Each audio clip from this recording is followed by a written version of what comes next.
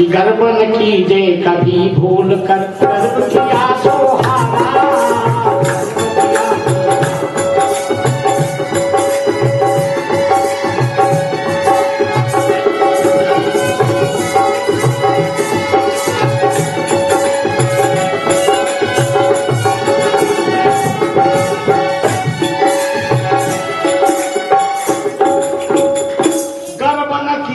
कभी भूल कर गर्व किया सो हारा।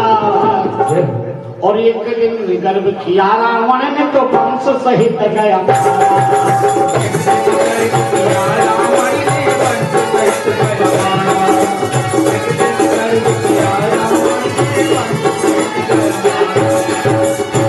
एक दिन गर्व किया गुरुजी ने तो लाल बदन मुखारा। एक दिन गर्भ किया सागर में सब जल हो गया।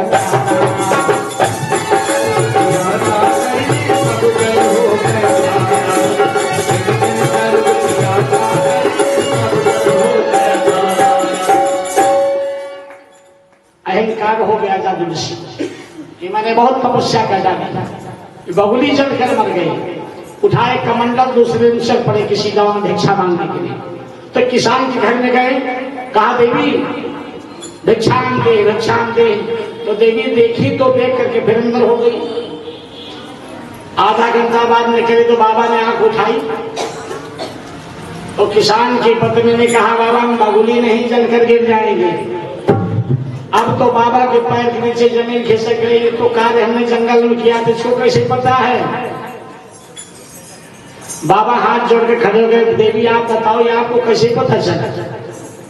कहा स्वामी अगर ये बात पूछना है तो जो भला कसाई जो मांस बेचता है पशुओं का उसके पास जाओ बताएगा। अब तो बाबा बड़ा चक्कर में, लेकिन छिपते छिपाते दाम करते हुए कसाई के दरवाजे पहुंचे। मांस बेच रहा था। बाबा ने बड़ी देर प्रतीक्षा किया कि बात करने। वो तो अधिक जो हत्यारा था वो सुन ही नहीं रहा था बात बाबा की। तो बाबा ने उसकी तरफ भी आंख उठाया तो कसाई ने अपना हथियार रोक दिया। कहा बाबा हम बगुली नहीं जल जाएंगे कोई। अब तो बाबा बहुत चक्कर पड़ गए। तो कसाई को हाथ जोड़ने लगे। बाबा कहने ये बात तो जंगल में हुई थी, आपको कैसे पता चला? कहा अगर जानना है तो जहां से आप मेरे पास भेजे उसी पास जाओ।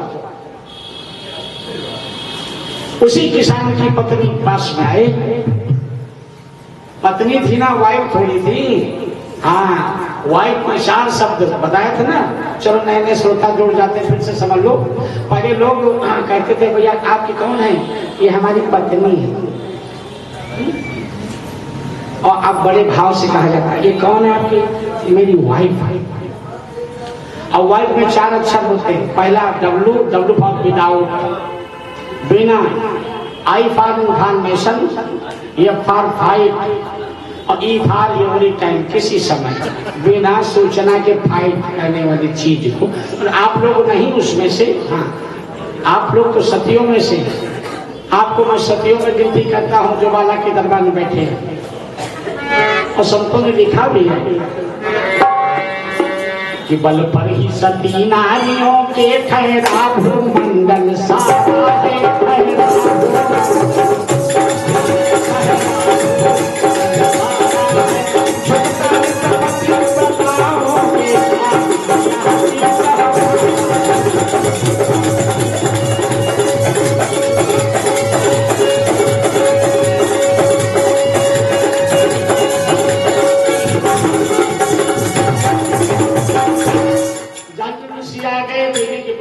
देवी आपने कैसे पता किया इसका? ये काम तो हमने जंगल में किया था। कहा स्वामी मैं अपने पति की सेवा कर रही थी क्योंकि मेरा पति हल चला करके आया था, उसको मैं सेवा कर रही थी चरणों की। और आपने तपस्या तो किया लेकिन आपकी तपस्या में अभी कमी है, इसलिए पुनः जाकर के जंगल में फिर से तपस्या करो। तो जादू ऋषि भाग करके फिर जंगल में आए, तपस्या किए। बोलो गोविंद भगवान की। तपस्या पर कभी अहंकार मत करें कि हमने इतना माला जपा। भजन की संख्या सीमा नहीं होनी चाहिए, दान की सीमा संख्या नहीं होनी चाहिए, लेकिन समयानुसार दान करना ही चाहिए, दान करना चाहिए। और आप विचार करें, राम कीन चाहे सोई हो। अच्छा, ये बात रामायण में लिखी। एक हठीला चेला था, गुरु जी के पास रहता था। कहा, गुरु जी ये क्या लिखा है, राम कीन चाहे से होई? कहा, हाँ बच्चा, यही तो सही है, यही सत्य है, राम कीन चाहे से होई, करे न था वो न कोई। कहा, कैसे गुरु जी?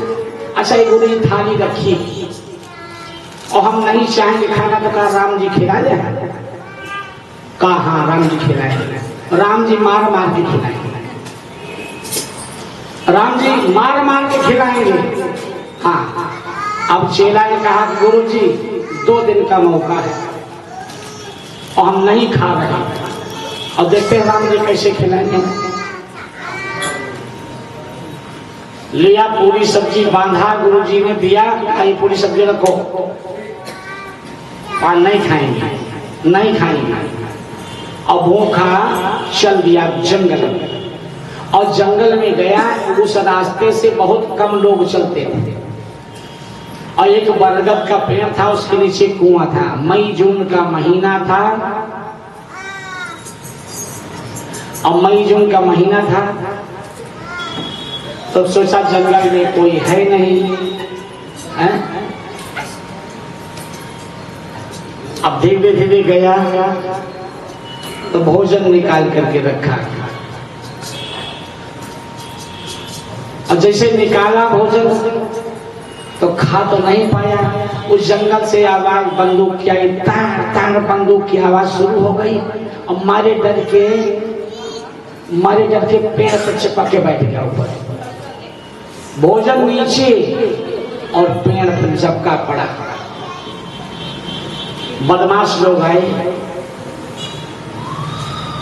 देखा कि गरम गरम भोजन यहाँ कोई दिखाई नहीं पड़ता है, खोजो इसको। तो एक बदमाश ने कहा, देखो पहले लगी भूख, पहले भोजन करने तो बाद में खो जाई होगी। तो बदमाशों को जो सरदार था उसने कहा, सुनो, ये किसी ने हमारे आपके मारने की योजना बना रखी, इसने जहर मिलाया भोजन में, उसकी तलाश करना है। उठाया बंदूक और लगाया निशाना, ऊपर लगाया, ताक से फायर हुआ, ऊपर लटका था बरगद में। कहा, मारो ना, हम आ रहे नीचे। आया नीचे, और आया जब नीचे, बदमाशों ने कहा कि तुमने भोजन में जहर मिला के रखा है। कहा, नहीं, हम तो खाना ही नहीं चाहते, इसीलिए तुम्हारी लड़ाई कहा नहीं, कुछ नहीं, तुम्हें भोजन करना पड़ेगा, भोजन करना, आप भोजन नहीं करेंगे